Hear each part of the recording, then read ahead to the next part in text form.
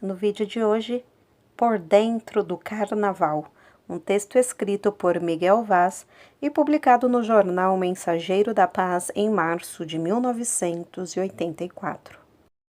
Seja bem-vindo ao Diário Pentecostal Historiando, análise histórica e crítica sobre o movimento pentecostal brasileiro. Se inscreva no canal e siga nossas redes sociais. O povo que não conhece a sua história está condenado a repeti-la. O espírito de competição que envolve os festejos de carnaval sempre mancha as páginas dos jornais com cenas de violência e crime. Durante esses dias, o índice de mortes registrado no Brasil é simplesmente assustador e cresce de ano para ano. A introdução de uma festa de oposição anterior aos dias de abstinência que a Igreja Católica prescrevia parece ter suas origens num paralelo religioso primitivo que festejava a chegada da primavera, em que, a exemplo das posteriores bacanais e saturnais romanas, se permitiam certas libertinagens em honra à natureza. Nessas festas misturava-se os prazeres físicos com os ditos espirituais, e os primeiros quase sempre prevaleciam em razão dos desregramentos provindos da ignorância e da ausência de freios. Identificados nos séculos XI e XII pelos termos latinos carnem levare e carne levare, esses folguedos tinham a significação de abstenção da carne, como para designar as vésperas da quarta-feira de cinzas, isto é, o dia em que se incentivava a abstinência desse alimento exigido pela quaresma. Se esta não fosse uma questão puramente alimentar, seria ainda assim desmentida pelo transcurso das comemorações.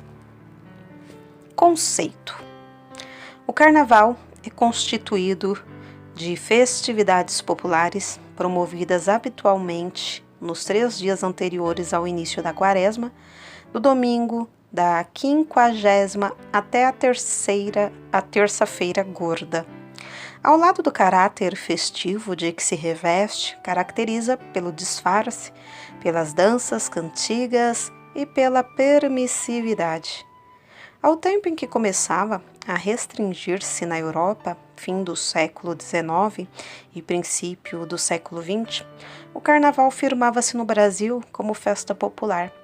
O entrudo vindo de Portugal consistia no folião atingir aos demais com águas perfumadas, limões de cheiro, seringas e bisnagas, e acabou sendo proibido devido à agressividade que gerava. Com a reação dos atingidos, quase sempre pessoas que não participavam da mesma euforia.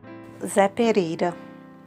Com a intensificação dos clubes, dos teatros, hotéis e agremiações, surgiram os bailes de máscaras, iniciados pela atriz italiana Clara Del Maestro em 1840 no Hotel Itália, hoje Cinema São José, na Praça Tiradentes, ex-Largo do Rócio. O carnaval de rua foi iniciado pelo sapateiro português José Nogueira de Azevedo Paredes, o Zé Pereira, que em 1848 saía pelas ruas acompanhado de um grupo que manejava objetos à guisa mais de barulho do que de arte. Com eles surgiram os blocos, cordões e as músicas propriamente carnavalescas. Em 1900 surgiram as críticas musicadas e as músicas de protesto, os carros alegóricos e os satíricos. Máscaras. A partir de 1930, as máscaras e as fantasias passaram a rarear, já em razão do encarecimento do custo de vida, que impôs a redução das despesas supérfluas. Em decorrência, começam a aparecer as vestimentas sumárias, quase sem enfeites, para não tolher a liberdade dos carnavalescos interessados mais no pula-pula do que no suntuoso das vestes. Um outro folião, ainda hoje, insiste nas fantasias de monstros, morte, palhaços, anjos e arlequins. A maioria aderiu ao travesti, homem vestido de mulher e vice-versa. Escolas. As escolas de samba, ponto destacado do carnaval de rua, começaram a surgir em 1928 no bairro do Estácio, no Rio de Janeiro, com um bloco, o Deixa Falar, que adotou o nome de escola em razão da escola normal existente na localidade. Para os integrantes do Deixa Falar, a sua contribuição cultural seria ensinar o povo a sambar e dançar. Outras escolas surgiram e a necessidade de espaço as impulsionou para a Praça 11 de Junho, onde o carnaval foi por muitos anos centralizado. Embora nos diversos bairros do Rio de Janeiro ainda haja movimentação dos que preferem não locomover-se para longe. O advento da televisão contribuiu também para a retenção no lar daqueles que não tomam parte ativa no carnaval. O aumento dos carros no centro da cidade levou as autoridades a retirarem o desfile carnavalesco da Praça 11, que já não é mais uma praça, mas um cruzamento rodoviário, e levá-lo para uma rua transversal, a Marquês de Sapucaí, onde eram armados palanques removíveis para assistência. No local foi construído o sambódromo, em estrutura de cimento armado, de caráter permanente, cujo bojo interior, a administração pública, vai abrigar escolas públicas, repartições públicas, creches e outros benefícios. Essa medida, segundo as mesmas autoridades administrativas, vai reduzir os gastos que vinham sendo efetuados com os palanques anteriores. Turismo. Não há que negar que o folclore carnavalesco atrai muitos estrangeiros ao Brasil, principalmente às grandes capitais, aos pontos turísticos, mostrando a falsa alegria que caracteriza estes dias. O brasileiro é tido como um povo alegre, descontraído, que não liga muito para as agruras da vida, principalmente o carioca, de quem se diz que não leva nada a sério. Muitos dizem que o carioca vai até o minuto de silêncio. Por isso o carnaval dá aquela impressão de que tudo vai bem, apesar da nossa maior inflação e da nossa colossal dívida externa.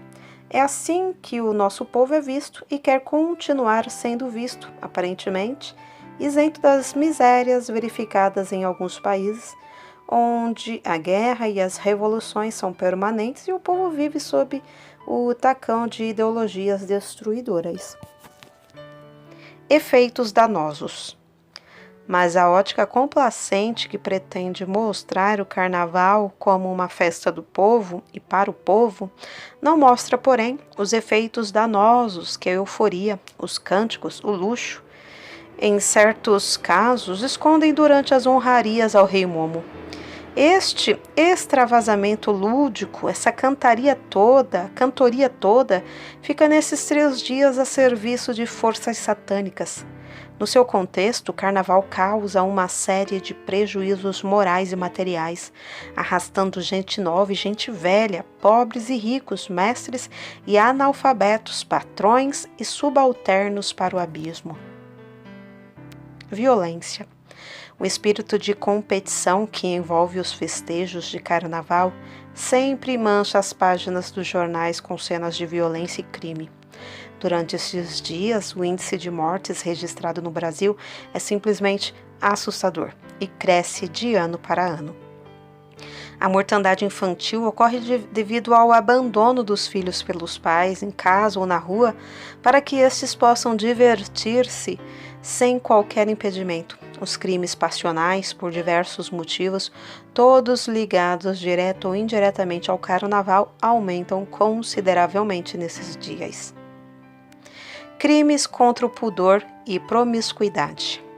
O crescimento do custo de vida e a liberação dos costumes aboliram quase completamente as fantasias e até mesmo o vestuário, que se reduz a peças mínimas nos homens e nas mulheres. A quase nudez toma conta das avenidas e ruas. Nos clubes e ambientes fechados, a televisão tem sido proibida depois da meia-noite devido à imoralidade dos foliões.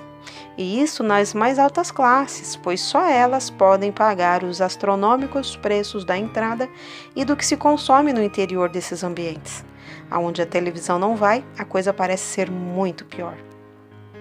Afora estas denúncias dos ambientes fechados, a promiscuidade do carnaval nas grandes cidades, Rio de Janeiro, São Paulo e Belo Horizonte, avança pelas ruas sem respeito pela família e pela religião. Bebidas alcoólicas, violência e imoralidade imperam entre os jovens e adultos.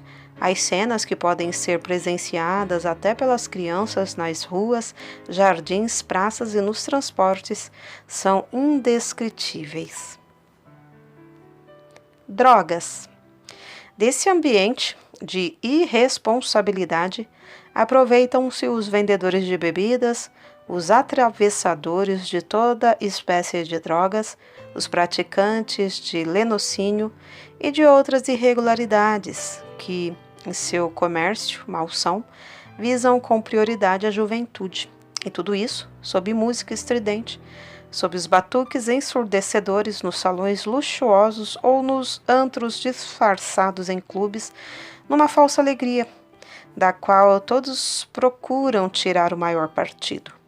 Dessa mistura de prazer e dor, de alegria e tristeza, alimentam-se os jornais, as revistas, o rádio, a televisão, noticiando cada passo do momismo que se agrava inapelavelmente à medida que as horas vão passando.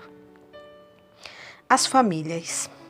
Em meio a esta confusão, é possível divisar entre os sabidamente irresponsáveis, austeros chefes de família, que durante o restante do ano defenderão com unhas e dentes e com armas as filhas donzelas que na festa da total liberação pulam irreconhecíveis durante o carnaval. Envolvidos na balbúrdia, pais e mães nem se lembram da honradez das mocinhas estudantes que, sobraçando montanhas de livros, dirigem-se todos os dias para as aulas nos ginásios, colégios e universidades, ostentando faixas de gente honesta. Durante a festa da carnalidade, entre a malandragem e a marginalidade, sendo contadas com viciados e todo tipo de degradados morais, nem elas, nem seus pais se lembram do nome que mais tarde terão que continuar a defender. Nem se lembram da religião que dizem professar o ano inteiro, assistindo missas, sermões e conselhos que seus guias espirituais, mal ou bem, se esforçam por incutir-lhes. Isto quando não acontece deles estarem também ali misturados com elas e com o restante de inconsequentes foliões no carnaval, esquecidos de sua posição de guias de cegos, instrutores de meninos. Romanos 2, do 19 ao 23. Saldo negativo. As estatísticas do carnaval são sempre assustadoras. O índice de violência sexual tem o seu maior número nesta época. Prisões por roubo, assalto, ferimento à bala ou arma branca são incontáveis. Os atropelamentos, os pisoteamentos, os arroxos no meio da multidão, os arrombamentos de casas e apartamentos deixados sem vigília são inúmeros. O trabalho da polícia, dos bombeiros e dos hospitais não dão conta das ocorrências funestas. A ilusão desses 3 dias, em que tudo é permitido ou quase tudo, só se verifica quando o vendaval termina, deixando seu rastro de pranto e de sangue, de prejuízo e de morte. Pesando os prós e os contras, os fatos mostram que não passou de uma grande loucura o que muitos julgavam tratar-se de uma inocente festa do povo e para o povo. Sai dela, povo meu! Diante dessa festa demoníaca, a posição dos evangélicos é de alertar os desavisados. A ilusão do carnaval se transforma na morte e perdição eterna de muitos. Nesses dias, a igreja abre suas portas para que os crentes tenham um abrigo seguro, longe de toda esta confusão. A nossa juventude ocupada com a obra de Deus nem vê os infaustos acontecimentos desta festa diabólica, a não ser pelo noticiário. Os efeitos dessa Babilônia, contra a qual o próprio Senhor Jesus lança a sua mais alta condenação, Apocalipse 18:4, não têm poder sobre a mocidade salva por Cristo e lavada no seu sangue, pois ela está guardada nos átrios dos templos do Senhor. Enquanto o mundo se entrega à dissolução, são realizados nesses dias cultos, palestras, congressos, estudos bíblicos e reuniões de oração que livram os nossos jovens de serem atingidos por essas atrações mundanas. Através do sacrifício de Cristo na cruz do Calvário, pelo derramamento do seu sangue para a remissão dos nossos pecados, ficamos livres dos efeitos perigosos dessa injúria espiritual que atinge aos que não conhecem ainda a salvação em Jesus. Nosso convite é que os jovens e adultos que desejam escapar das garras malignas do carnaval e de suas artimanhas procurem as igrejas evangélicas, onde a palavra de Deus é pregada. Cristo é o refúgio daqueles que se hão de salvar do inferno.